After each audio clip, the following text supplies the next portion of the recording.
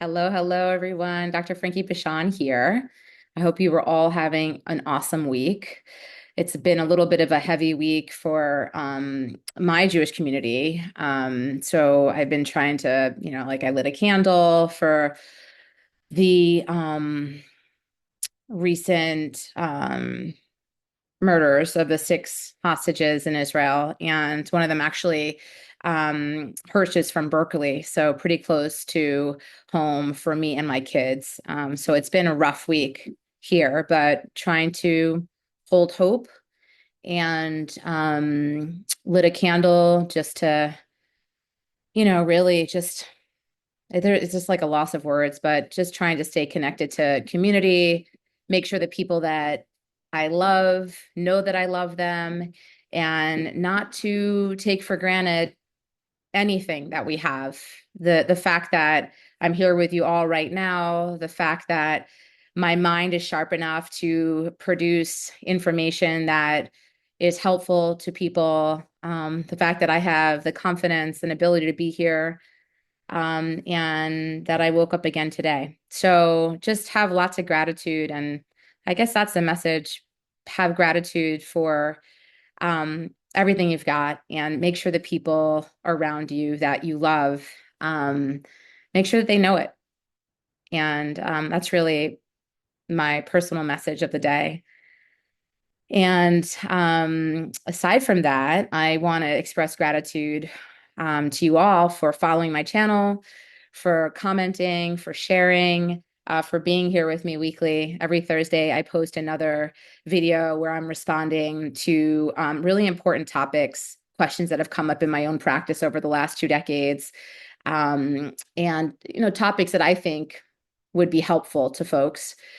So every week, definitely I'm here, and I would love it if for those of you who are new to my channel would subscribe, and you can click on the bell below and click all notifications, and you'll find out immediately when we release another to Ask Dr. Frankie. And also I have a podcast where I have guests on weekly that are talking about really important topics that are related to health, fitness, anything mostly interpersonal. So relationships, how to argue, how to communicate effectively our needs, our wants, our desires. We talk a lot about sex, different types of family dynamics, or even family structures.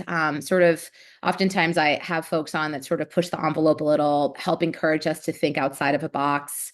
There's not one way to do most things in life, and I like to at least entertain and be curious about the ways in which that we may not be thinking of, which may not be in the forefront of our mind, may not have been shown in our right, in media or in our role models and so on. Or maybe we didn't even have role models to demonstrate, right, like a healthy pathway. Many of us haven't. So I bring on guests that can talk about how to actually break family patterns, long-term history of trauma. So as you know, many of you, I'm a psychologist, and I worked primarily in trauma for almost a decade.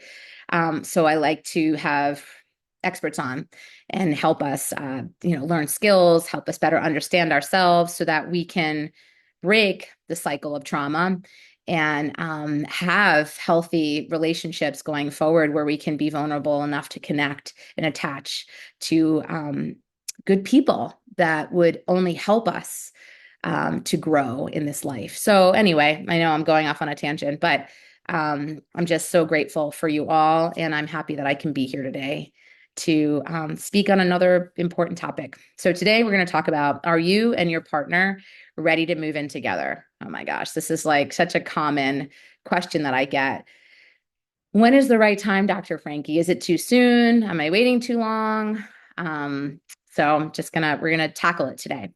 Living together is an incredibly exciting milestone, a feeling of security and stability, and a sense of relief at no longer having to have half your stuff at someone else's apartment at any given time. However, it's also a delicate inflection point. It's a time when a whole host of new relationship skills and strategies will be called upon, many of which we've never been taught to prioritize. What do you need in your relationship before you're ready to actually move in together? Today, I'm going to share what I recommend asking yourself before making this leap. Are you comfortable talking about money in your relationship? Living together means sharing lots of things: a bathroom, a sink, responsibility for doing the dishes, and decision making about style and decor. More importantly, though, it means sharing bills and household financials. Couples who are focused mostly on the day to day of sharing physical space may find themselves surprised by how challenging financial conversations can be when they come up. What's so hard about sharing finances after all? Aren't there apps and stuff for that now? There are, and there are plenty of ways to make the logistics of splitting bills or rent more seamless. But none of them can do the work of having a direct conversation about finances. And that's really up to you. And many of us finding talking directly about money can be challenging. Moving in together means deciding who will pay which bills and how you'll coordinate. Are you ready for a joint bank account? If one of you makes more money than the other, will they pay a higher proportion of the bills or the rent? It also means having constant ongoing conversations about values and priorities, right? We spend money differently. We value money differently. Do you both feel it's worth the money to buy all organic vegetables, or does this constitute an unjustified expense, for example? What if your pet needs a $10,000 medical procedure to survive? Can you navigate this conversation about whether to spend the money or not?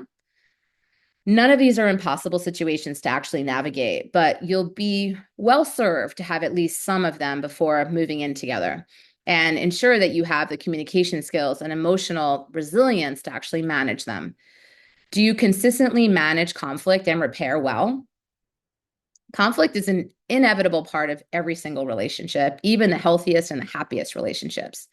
Many people find that conflict becomes more challenging when they move in together, not even necessarily because they're fighting more. Although the stress of sharing a domestic chores, all the responsibilities and scheduling may influence that, but because they haven't ever developed skills around actively resolving conflict and seeking repair afterwards. I've talked directly, both in my written articles and video blogs, about it. So go back if you want to learn more in detail about those two topics. Go back and check them out. When couples live separately, they may feel as if they're resolving conflict or at least ending it, when what they're actually doing is just spending time apart until they feel ready to actually let the issue go. So really the distance and the time is actually what repairs the issue. When you have a fight and then each go home to your own apartment for a few days, it's easier to cool off and take perspective, or to still be upset about the issue, but decide it's not worth bringing up again.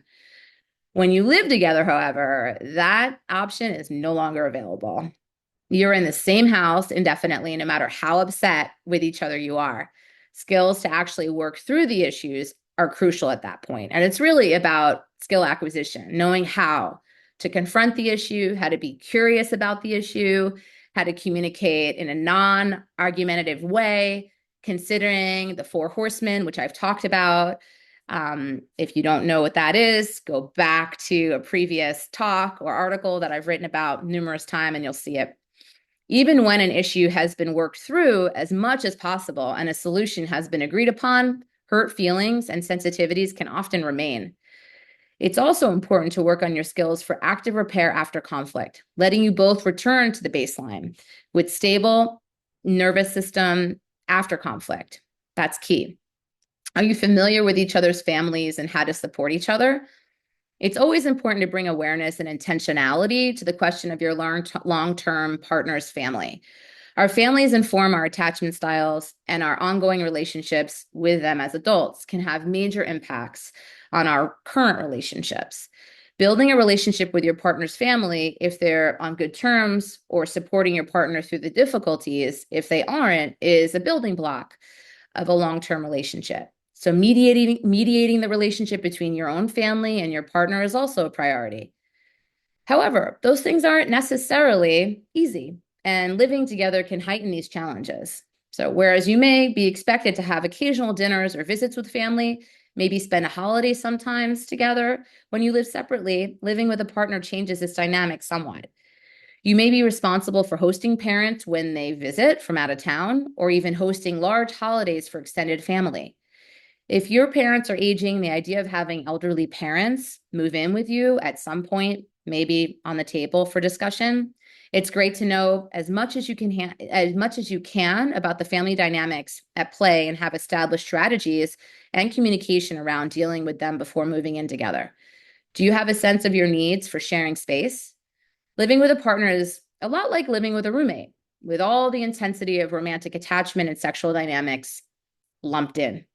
This means that the mundane logistics of sharing space, like trading chores, deciding what TV shows to watch, taking turns cooking, can quickly become much more loaded and challenging than they would be with a platonic roommate. This isn't a reason to not move in together, but it is helpful to go in knowing as much as you can about your needs, your preferences, and your boundaries.